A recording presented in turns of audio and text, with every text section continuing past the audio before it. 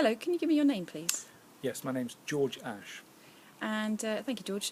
I understand that you witnessed something this morning. Can you tell me about it? Well, I wouldn't say I actually witnessed something. What I'd say is that I came across the body of one of my employees, Andy Norton. I got a phone call this morning at home about 6:30, and please do excuse what I'm wearing. I mean, normally I'm wearing a suit, and yeah, I dashed straight out, jumped in the car. I live quite close to where the contract was taking place in Lee Court, and came in and found a body on the ground, and I found out it was Andy, one of my employees. Okay, and you say you found a body. What state was he in? Well, I'm not an expert, but I'd say he was dead. He was lying face down, blood all over his back. I don't know what had happened, but didn't respond to anything, and the police were called. Okay. So, starting from the beginning, how come you went there? What was the phone call about? Well, I had a phone call first thing this morning from Andy, and Andy was Andy's worked for me for quite a while, but he phoned up this morning and he was incredibly agitated. He was saying that I don't want to work for you anymore. He was shouting on the phone, and in the background I could hear this horrendous argument going on. And well, I can't have that. I'm managing director of quite a large company, and Lee Court's one of our prestigious contracts, and these chaps have been sent on an emergency to sort out the wiring for the kitchen, and the last thing I can have is a huge domestic argument going on. So as it was fairly close, I literally threw on a t-shirt because it was early in the morning, and jumped in the car and sped down there thinking I'd sort out the argument. Right, okay. So, who else was there from your company? Well, I sent three of our employees went down there: Brown, Norton, and Sharples. Right, okay. And are they your normal emergency call-out team? And Andy Norton and Gary Brown have worked for me for quite a few years, and John Sharples is a chap who's started with us fairly recently. So yeah, he's. I'd say the other two are the normal one, and he came along as well. He's sort of learning the ropes. He's fairly new. Okay, and we haven't seen the other two since this incident has happened. Do you know anything about where they are? Absolutely no idea. Absolutely no idea at all. I mean, that's not my. Yeah, I'm not concerned about it at the moment. I'm concerned about what's happened to Andy, but also how it makes us look. Yeah, what's going on? I don't know. Yeah, can you give me any more background on what this argument could have been about? No idea. It was Sharples and Brown who were arguing in the background, but Andy was the one who phoned me up. He didn't say very much because the line went dead, but basically he was pretty angry, I'd say, on the phone, and quite agitated, and basically said, I don't want to work, I cannot work for this company anymore, I cannot work for it. And in the background I could hear Sharples and Brown arguing, shouting at each other, and then the line went dead. And I thought, well, I can't just let them get on with it, and that can't happen, so that's all I know. Okay. So when you attended Lee Court, did you see anyone else there?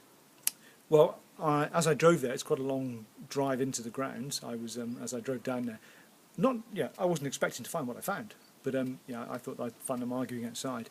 I was approached by looked like a runner, a woman, I don't know her, and she was quite distressed, saying she'd found a body and could I come quickly. So that's what I did, and that's when I discovered, when I turned it over, that it was Andy.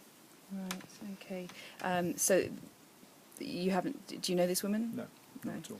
Never met her before. Can you describe her to me? A woman, jogger, blonde hair, shortish, not a lot more. Okay, no problem. I mean, I appreciate you came across quite a traumatic thing at the time, not a good day. Yeah, no, absolutely. Okay, can I just cover a little bit about the company? Can you tell me how long you've worked for the company?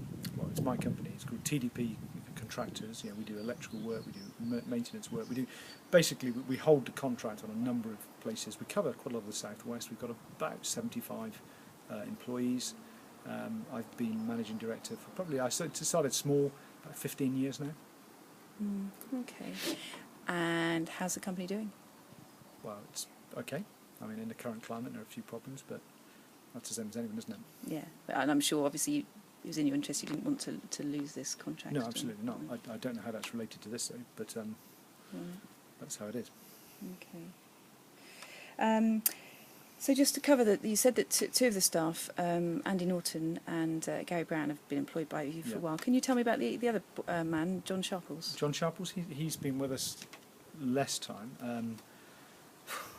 Probably doesn't sound very good. I know he's recently been released from prison. I know he's got a criminal record, but I mean that's part of society, and people need a chance. So one or two of my employees, for the nature of the work, that's often unskilled. And some of my employees have criminal records, but actually I've never had a problem in the past. I think that I believe in giving someone a second chance. Okay.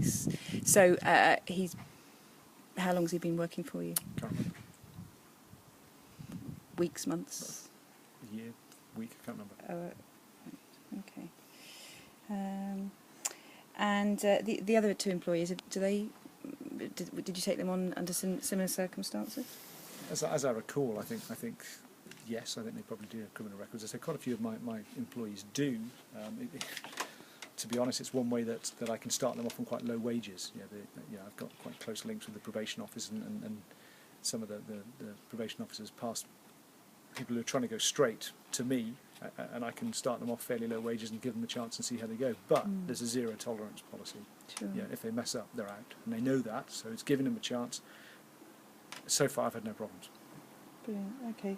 Thank you very much for your time. I appreciate you giving us this statement. Obviously, we probably will need to speak to you again. There might be some other matters that we need to clarify with you. Is that okay? Okay, fine.